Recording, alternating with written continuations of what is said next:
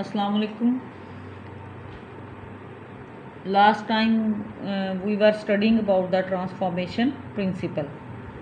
So what is transformation principle? That is the genetic material from the one cell to the another cell is transferred and it can change the genetic makeup of the recipient cell.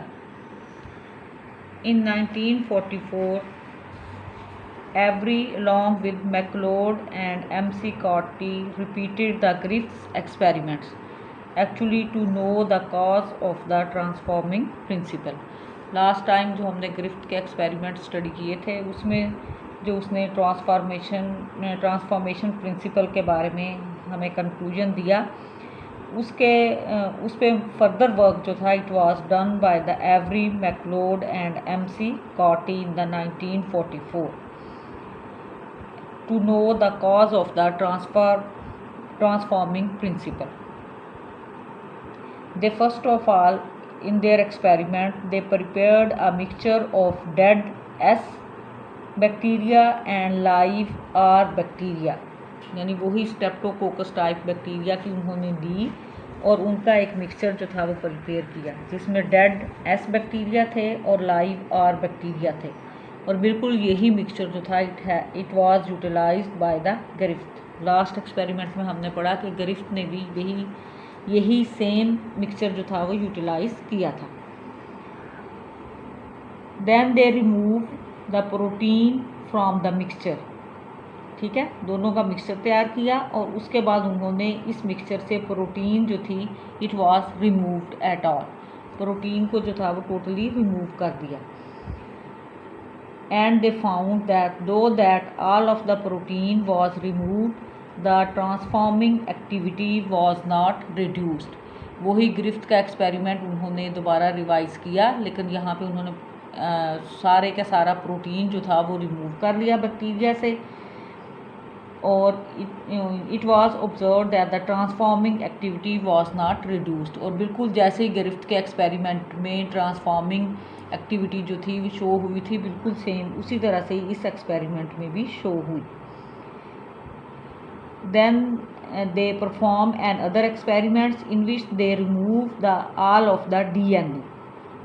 अब दूसरे experiment में उन्होंने क्या किया, यही mixture utilise किया, लेकिन अब प्रोटीन रिमूव नहीं की, बल्कि instead of the protein they remove the DNA by means of the DNA digesting enzyme that is named as the DNase, यानी DNase एंजाइम उन्होंने यूटिलाइज किया और इस एंजाइम ने डाइजेशन कॉज किया DNA का, and so that the all of the DNA was removed and it was found that all the transforming activity was also destroyed। और इस एक्सपेरिमेंट में उन्होंने स्टडी किया कि जब DNA भी रिमूव कर दिया गया तो इसके साथ साथ वो ट्रांसफॉर्मिंग एक्टिविटी जो पिछले एक्सपेरिमेंट में शो हुई थी दैट वाज आल्सो डिस्ट्रॉयड, और वो एक्टिविटी जो थी वो भी ख़त्म हो गई। Then further in this case the work was done by the Hershey and Chase. इसके बाद 1952 में Alfred Hershey and Martha Chase perform the experiments, but this time they performed the experiments with the bacteriophages of type T2।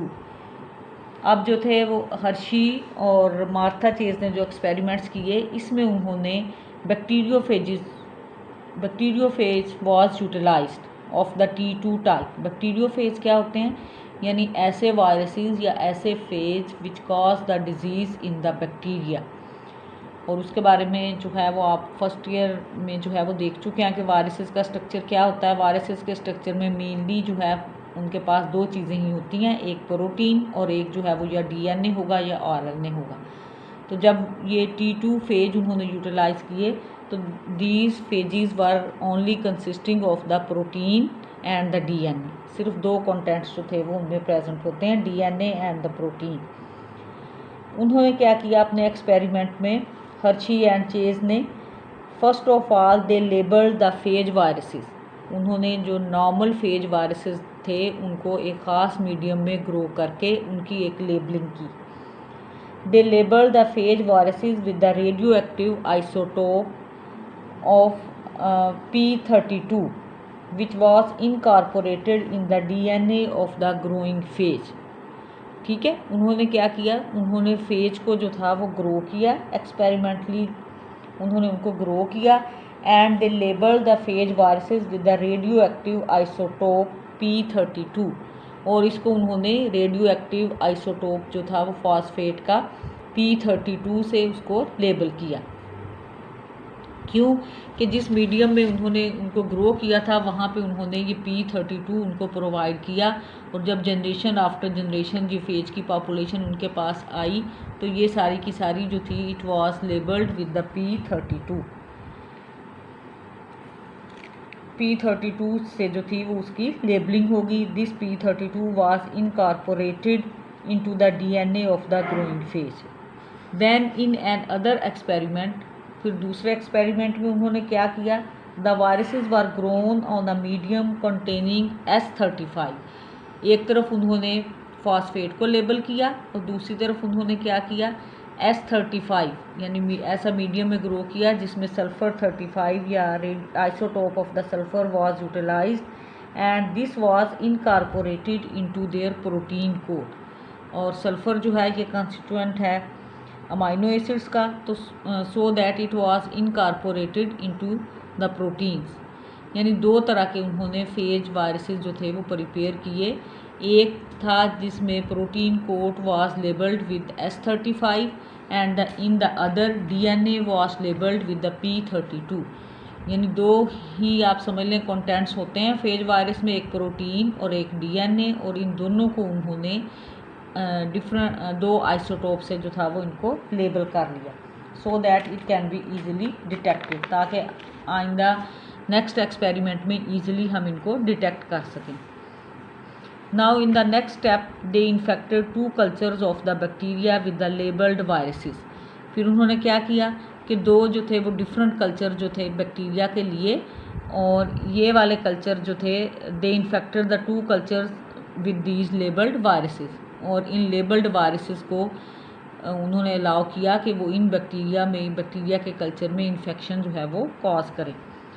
The bacterial cells were shaked, bacterial cells को उन्होंने rapidly जो था वो shake किया, बल्कि बहुत ज़्यादा शेक किया, to remove the protein coats of the infecting phage viruses from the surfaces of the bacteria. यानी ये जो बैक्टीरिया की सर्फेसिस के ऊपर फेज वायरसेस इस तरह से जब अटैच होते हैं, उनके ऊपर अटैक करते हैं, तो these were attached with the surfaces of the bacteria. These bacterial cell were the shaked in order to remove the protein coats, और इनके प्रोटीन कोट्स जो थे जो कि इसके साथ अटैच होते हैं उनको जो था वो टोटली रिमूव कर दिया गया from the surfaces of the bacteria. Protein quotes were the removed, और यहाँ पे ये इस डायग्राम में आप देखें कि ये प्रोटीन कोट्स जो थे वो उनके रिमूव हो गए।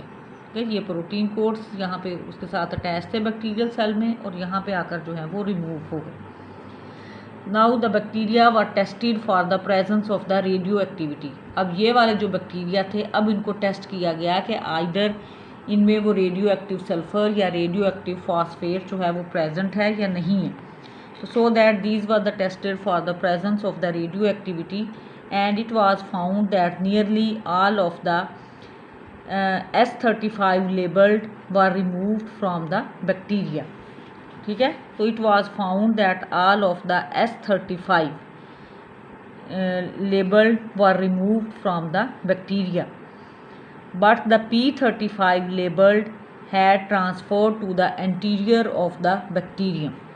ठीक है, दो तरह के ये बैक्टीरिया थे। यहाँ पे उन्होंने देखा कि S35 रेडियो एक्टिविटी जो थी वो यहाँ पे जो थी it was totally removed from the bacteria, लेकिन यहाँ पे P32 रेडियो एक्टिविटी के साथ जो लेबल किए गए थे P32 radio activity was found in the bacterial cell, और यहाँ पे फॉस्फेट 32 की रेडियो एक्टिविटी जो थी वो बैक्टीरियल सेल में प्रेजेंट थी, और सल्फ़र 35 की जो थी वो एब्सेंट थी।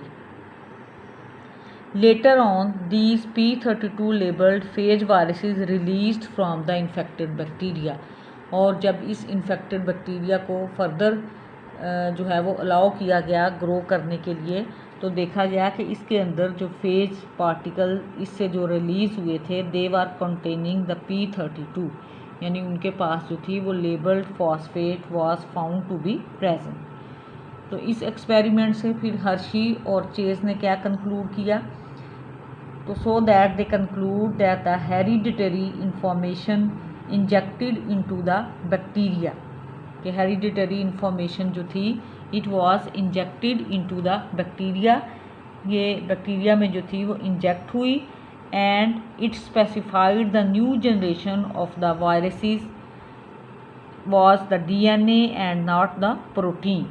ठीक है, और इस ये हेरिडिटरी इंफॉर्मेशन जब इंजेक्ट हुई तो इसने ये स्पेसिफाइड किया कि new generation of the viruses was DNA and not the protein, यानी न्यू जनरेशन में जो ट्रांसफ़र हुआ था वो DNA था, वो प्रोटीन नहीं थी, क्योंकि प्रोटीन जो थी it was not found in the bacteria, जबकि सिर्फ P32 radio activity was found in the bacterial cell. और जो नई जनरेशन जो वायरसेस की यहाँ से रिलीज़ हुई तो it was also containing the P32, और ये P32 कहाँ पे प्रेजेंट है, ये DNA में प्रेजेंट होती है। तो so that the DNA was acting as a hereditary material. तो यहाँ पे उन्होंने फेज पार्टिकल्स को यूटिलाइज़ किया, और फेज पार्टिकल में हम we know that only 2 components are the present, protein and the DNA। और उसमें उन्होंने देखा कि नेक्स्ट जो है ये ट्रांसफ़र मटेरियल या जेनेटिक मटेरियल जो है के तौर पे जो है वो क्या चीज़ एक्ट करती है, वो प्रोटीन एक्ट नहीं करती बल्कि वो DNA जो है वो एक्ट करता है। तो so that by the experiments of the Hershey and the Chase it was prove that the DNA act as a hereditary material, कि DNA जो है वो एक हेरिडिटरी मटेरियल के तौर पे काम करता है। तो new generation of the viruses that the bacteria has specified the new generation of the viruses was DNA and not the protein. So now it was proved that DNA is a hereditary material. ठीक है, तो ये experiments थे जिससे हमें ये proof हुआ कि DNA जो है वो हेरिडिटरी मटेरियल के तौर पे काम करता है। अब नेक्स्ट जो है वो इसी DNA की हम नेचर पढ़ेंगे कि व्हाट इज़ DNA, इसकी बायोकेमिस्ट्री क्या है और इसका स्ट्रक्चर जो है वो क्या है। तो इस एक्सपेरिमेंट्स को आप दोबारा जो है वो अच्छी तरह से रिव्यू करें और इसको स्टडी करें और अपना कॉन्सेप्ट जो है वो क्लियर करें। थैंक यू, अल्लाह हाफिज़।